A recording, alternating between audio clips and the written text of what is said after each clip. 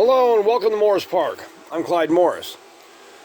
Today my video is going to be a pest video, or let's say an anti-pest video.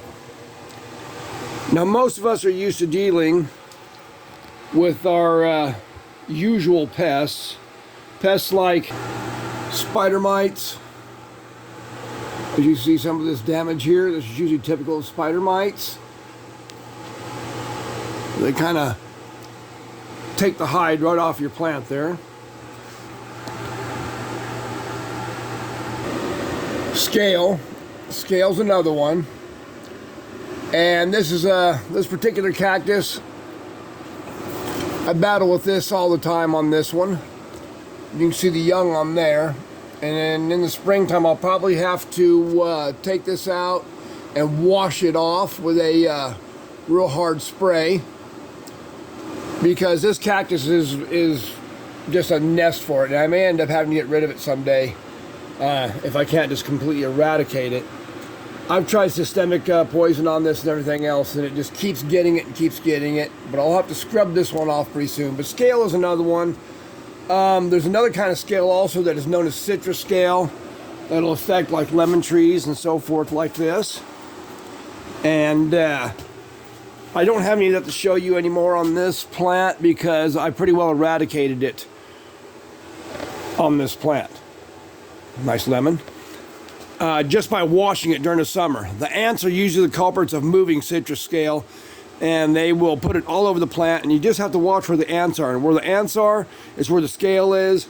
And so I just kept washing it. Every time I saw ants go someplace, I'd wash them off and wash them off, and I finally won on this one here. Sometimes you'll find it on agaves and things like that.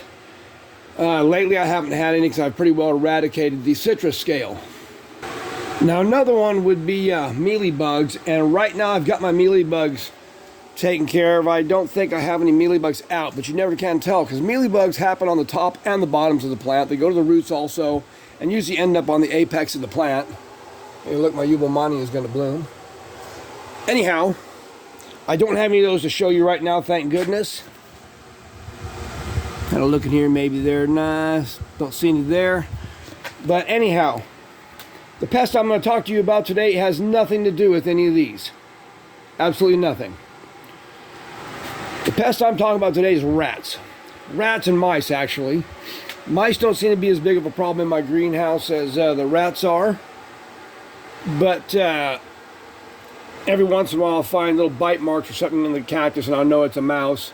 Or they tend to pop the fluff off your hairy cacti. You can see where they've been going through the fluff on the cacti. Or say on some of these fuzzy cactus here, they'll go in there and you'll see where they pull out the wool. The rats, on the other hand, are more like this. And this. Or making them disappear totally and completely, which I've had about 8 plants that actually were pulled out and disappeared. I only found one of the plants stuck back behind some other ones back here and was able to get it back. Also, see this Machicana? See how the spines are just kind of nubs on this side? This rat actually bit off spines on this side and then bit into the plant to test it. See that? Bit in there to test it to see if it was good. My Leuchtenbergia principis. See that? Removed the spines, I guess, to use as nesting material.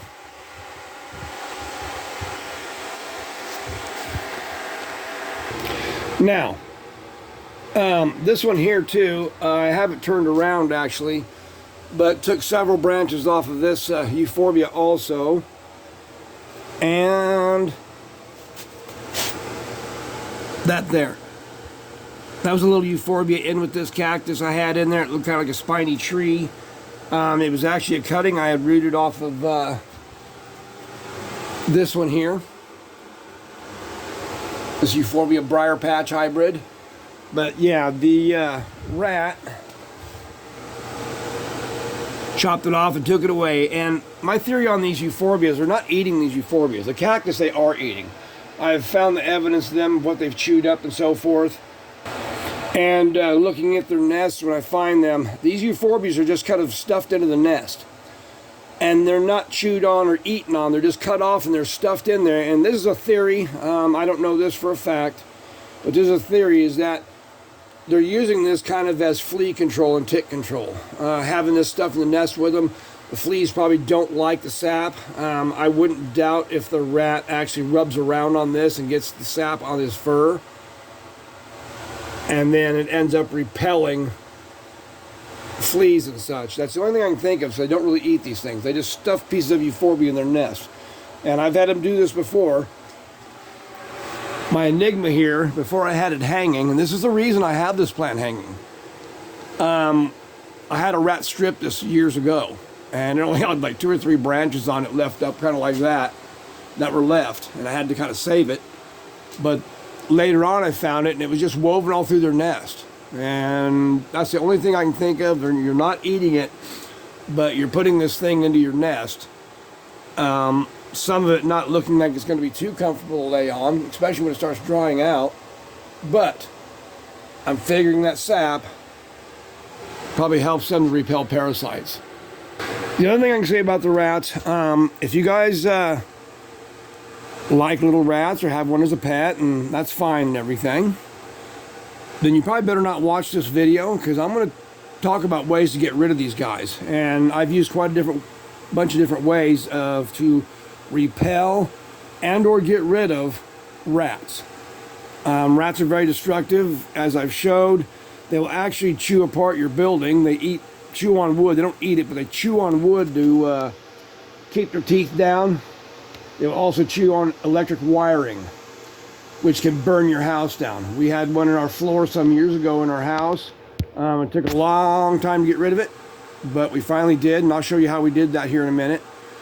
But out here in the greenhouse, it's been even harder. And the rats sometimes don't care about repellents, and so you're gonna have to deal with them.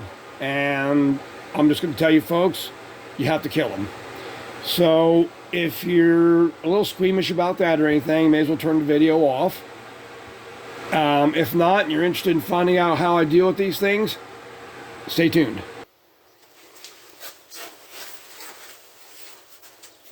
Alright guys, I've got a number of things here to show you. First I'm going to talk about repellent. Now, what we use in our home, and this is kind of unpleasant sometimes after a while, because they do smell pretty loud, and that's mothballs. What we ended up doing is getting up under the house and putting them up under the house.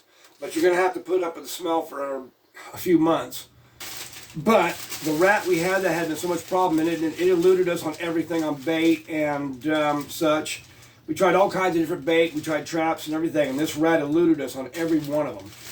But we put these in there and scattered them under the house, under the floors there. And it actually left. It finally said, forget this, I'm not putting up with this, and it left. Now I used them in the greenhouse here. It did not work here in the greenhouse. The rat saw an opportunity, and he had fresh produce everywhere to eat. They love to eat these cactus, believe it or not. Some of them they'll test, some of them they won't eat. Lofos they won't eat. My Machicana, of course, they didn't eat. But anyway, a lot of them they will, and they'll destroy the place. They'll eat everything they can, and you'll be left with stumps and pieces everywhere. But the mothballs didn't work that time. Now, another one I want to talk about is Irish Spring soap. Now, my uncle swears by this for mice. He says he hasn't had mice in his garage for years. But I guess it doesn't do with rats. I tried it in here. I bought like 8 bars. I used 7 of them, cutting them up into thirds and dispersing them through the greenhouse. Now, I may not have mice ever again. The rat didn't care. The rat kept on going. Okay, so that's 2 repellents. There's also rodent repellents and stuff out on the market. I don't have too much faith with those. So, try what you will. Anyhow, the other one I want to talk about is biological control. And what I mean by that is the use of predators. Now, in the wintertime and the fall, this doesn't work very well for your greenhouse, and this is something you can't do in your greenhouse, really. Now, during the summer, kind of. The one I want to talk about is what we have here on the park. It's called our Rat Patrol. And Big O and Twiggy, Calico Peach Paws, and Jinx are 3 cats that live outside, do a pretty good job. And last summer they got 4 of the 6 rats we've had this year. They dealt with them really well. I had a couple problems early on in the summer. They were instantly gone. The cats got them, and they were done. Now, the thing about this, you're probably wondering why I couldn't put the cat in here during the winter and have it get it. When you put one in here in the winter, there's going to be more destruction than it's worth. What's going to happen is the cats are going to be chasing after these things. You're in a greenhouse full of cactus and euphorbias and such. There will be injury to both plants and the cat, and I don't want to replace plants and have a big vet bill. The plants will also use some of your larger plants that aren't cactus, say, as a litter box. So that's not really great. So they're not good to put into your greenhouse. Now, during the summer, I leave the greenhouse open on weekends and such, and the cats don't ever cause a problem. And for all I know, they may have gotten some of the rats out of here. But they could have got them out here around the park, too. We have a few outbuildings and stuff, which I'll discuss in a minute. And they can get them there. The other thing is, the other animal that I use, and this is only during the summer and late spring, is a good old snake. Now, some of you are going to go, oh my God, no way. Yeah. A black rat snake is very valuable in your greenhouse, into your shop, outbuilding, what have you, if you have a problem rat. I've done this before and it worked perfectly. I had a rat some years ago in here tearing stuff up. Deb found a large snake and had me come get it. I came and got it, put it up underneath the shop, and let it go. That same day I saw it up in my shop patrolling. And by the next day, it was out underneath one of our bushes, sunning, with a great big huge bulge in it. Rat was gone. So that's another way to do it. But that's an outdoor, indoor thing only during the summer. You can't put them here in the winter because they're not going to eat during the winter anyway. It's too cool, and most are in hibernation. You're not even going to find one. So in the wintertime, it kind of gets tough. Now, the rat I had in the fall actually got with one of these. It's your good old rat trap. They work pretty well. The only thing is, if the rat's really big and he gets caught in that trap, you may have to dispatch the rat yourself because this may not actually kill it. But for the most part, it'll work. Now, here's the thing about these rat traps. Rats are smart. They're very smart. And what they'll try to do is they'll come in, when you got this thing down, they'll come in, they'll try to trip this thing from the side. And if they trip it from the side, they'll set it off, and they can get whatever bait's in there. I've had a lot of rats do this. So, to modify this, is to build a trap here that is in a box. That way they can't come in from the sides of it. It's a kind of a careful thing. You got to set the trap, carefully set it in here, and then wait for them to come. Just get it baited and set them in. And I did this. That's what got my rat here this fall. He had tripped the trap several times just by itself. Now sometimes if they trip that trap, they won't come back to it. This one actually did. Like I said, they get smart and they won't even touch them, or they'll just find a way to snap it. But I got him in here. But he actually, when I came in to find it, the rat and the trap were gone. He was so big, he was very large, the size of a squirrel. He had dragged the trap over to the corner of my greenhouse here, and I had to get him over in the corner. Now, I've used sticky traps also. I don't have an example here right now. Problem with these sticky traps, if that rat is too big and he gets stuck on there, and rats will do anything to get off, they may chew off their tail or anything to get off of it if they're stuck to it. I've dealt with this. I don't want to deal with that anymore. They don't actually work if the rat is too big. We get some big ones here, I'm telling you. Now, other ways to do it is, and how I got it done. Well, I'll skip that here in a minute. I'll get that to my last call. If it's outside, not in your greenhouse, you can't do this in a building. If you live in town anywhere, you can't do this. But if you live out in the country, you live in farm country, you have outbuildings and stuff, you'll probably have rats outside there you'll see. And I have seen them like this before, out in my outbuildings chewing up stuff. They'll get into your mowers and stuff, chew your wires out and such. But I've had them out there chewing, say like I had plywood stacked up for building projects, chewing the plywood to pieces, okay? Now, you got to make sure you have no real neighbors around when you do this. This is quite effective if you're good with this. Most people out here in the country are pretty good with one. I'm not a hunter or anything myself, but if you have a rat that's going around your outbuildings and they're real brave and they'll just, while you walk out there, they're sitting on the plywood, and I've had this happen. They'll be sitting right on my building material, just chewing away, not caring if you're there or not. That's when we use one of these. This is a 22 long rifle. They're great for shooting rats and such like that. If you have a problem with rats out in your barns or your outbuildings, this is the tool to use. Now, just remember, most of the things I've showed you here, as far as the repellents and the mouse trap and this, you don't want near your pets. Make sure your pets are out of the way before you use any of these. As far as using the 22, like I say, you want to be in the country, not near anybody's homes, and to where you're not going to be a danger to any person or any animal. Here we have quite a bit of open space, and it's just woods and so forth. And my outbuildings, I've had this, as I say, and this actually did work. Be careful when you're shooting. Now, the other thing I'm going to discuss, and this is the final deal, is using a chemical agent. The rat I had here recently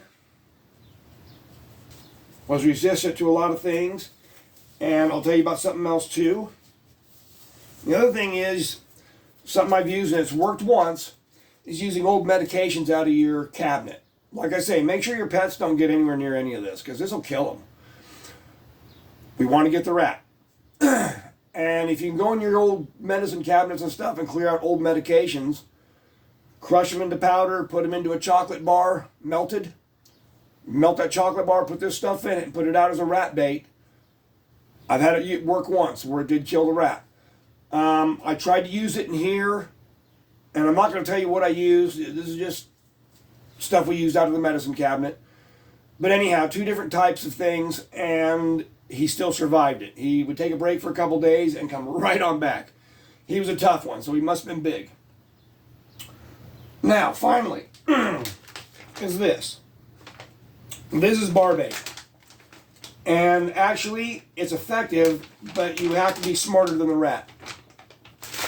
Now, I'm going to show you this. I put gloves on because I don't want to touch this stuff. That's what it looks like, this little box. Thing is, in the fall and the winter, the rats will take this in a solid form like this, and they'll just hide it. They'll stash it away, and they'll continue eating all the fresh produce they have to eat in your greenhouse. And they'll have this just stashed away in case times get hard. Now, what I did is I crushed it. And this is what I used. And this bowl's been sitting out here. This is the 3rd bowl. But I gave him 2 different bowls of this. He ate 1 big bowl of it. He took a break for a day. He came back and ate another bowl, and he's gone. I don't have him anymore, and I've gotten rid of the rat. As I say, these guys are destructive. They get into the wiring and stuff in your building and chew it apart. If they do, it'll cause a fire, burn your building down, burn your home down. We heard that rat in the floor of our house every night chewing, and it just scared the daylights out of us because we could wake up to the whole place on fire. Here out in the greenhouse, I do have electricity in the greenhouse also. So if he gets to that wiring, they love to chew on things. And it doesn't matter if he gets electrocuted or not. He doesn't know that he's going to get electrocuted. He just does it. When he does it, it causes a short, and then there's a fire, and you've lost. This is why I'm talking about getting rid of these rats, killing these rats. Don't use live traps, because if you do and you let them off somewhere else, then they're somebody else's problem, because they're going to go to the nearest farm or wherever. If you live in the country. Or if you live in a neighborhood, you know what's going to happen. Somebody else is going to get that rat, and it's going to happen to them. So basically, these are the methods I've used. Like I say, use all cautions. Don't let your pets get around any of this. If they eat it, it's pretty well certain it'll kill them. Anything you use as bait like that, watch it, because your pets are going to want to eat this stuff too. Keep your pets away from it. If you're using a 22 and you're out in your outbuildings, your barn, you can't use it in the greenhouse. Remember, don't look like Elmer Fudd and shoot the place apart inside and the rat goes running off. This is strictly for outside and outdoors. If you aren't afraid of snakes, as I say, a good black snake works. Cats work while all in season. Anyhow, I just want to tell you how I get rid of things as far as rats, how I've dealt with it. I'm not going to be responsible for any injuries that you do to yourself or your pets if you don't heed the warnings of this. I'm not telling you to do any of these things. I'm just telling you how I've dealt with them. Up to you whether you want to try this or not. Some of these things are quite commercial, as I say. Some of these things are my own remedies. And this is how I've dealt with it. Anyhow, this is Clyde Morris from Morris Park. Hope you've enjoyed the video. Hope you may have gotten an amusement even out of how I've dealt with these things. Be careful out there. Be safe. And watch what you're doing and think about what you're doing. Take care.